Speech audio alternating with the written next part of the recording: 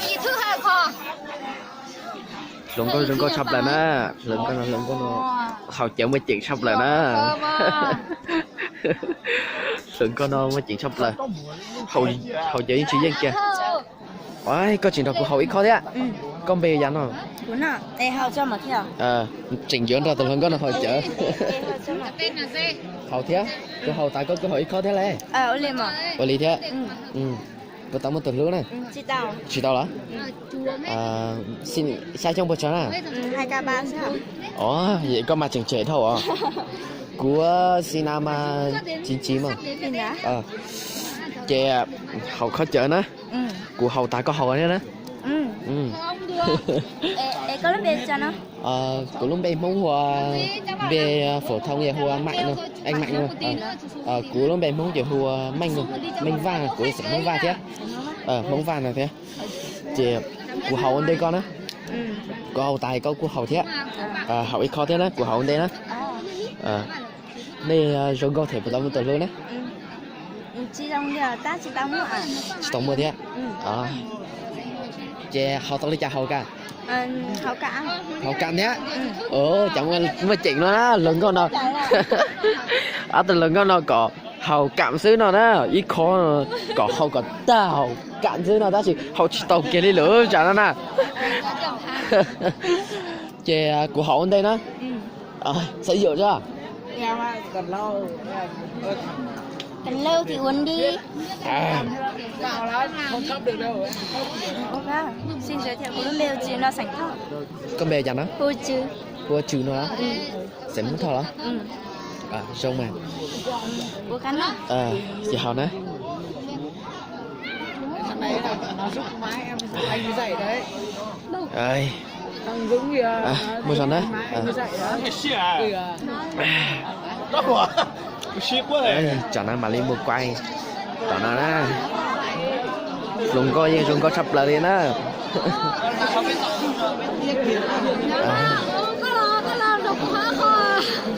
Chuyện đó có hầu thế. Nó cũng hao nữa. Quay con. Nó cũng hao mà tao mua. Quay con. Hai mà, có hai mà. Chị không dám đâu. Con thích của hầu thôi. Cái gì cũng tao trồng, tại sao này sợ nè. Của chuyện quay phim á. Của cái con khỏi nhỏ.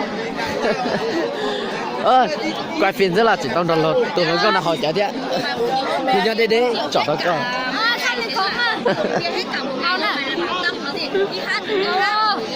Hầu thế. Tụi nó con nó chính mua khó chơi nó có hồng có xứ nữa. Chỉ bao vào cá chả lia.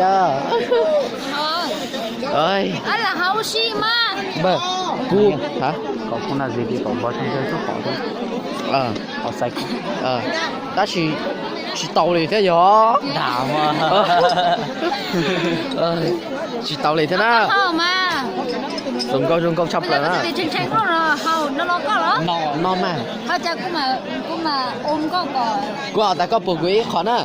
Mà mình gọi là gì đấy nhỉ? So. Họ ta cũng mà Bùa. có so. Nó có chỉ bùa có hai lấy chả. Có bùa chứ mà. Thật lần con này thì của họ ta khó chở này được bùa quý khó nè. Bùa có so ha. Họ nói chở tao sắp lời. Chọn chỗ nè. Của họ khó nào ta mà có chụp bùa quý đấy. Đi qua 3 tí rồi. Chứ không có khảo bùa chứ mà. Khẩu nè. Nó có dù đấy. Bùa mà.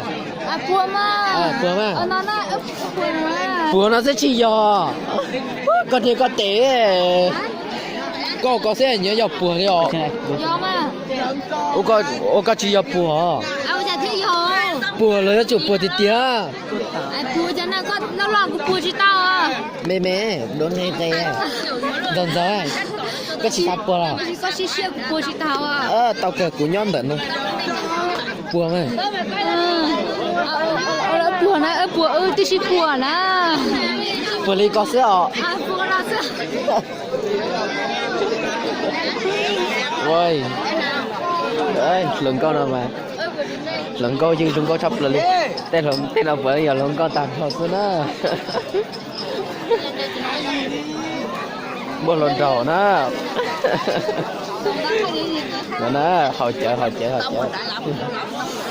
đừng có tiền đâu nữa hồi chợ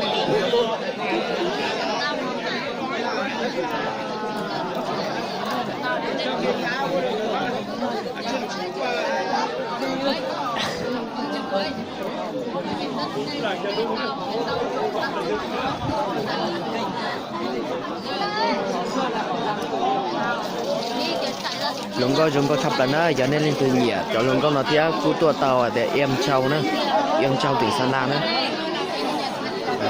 luôn có thập lần á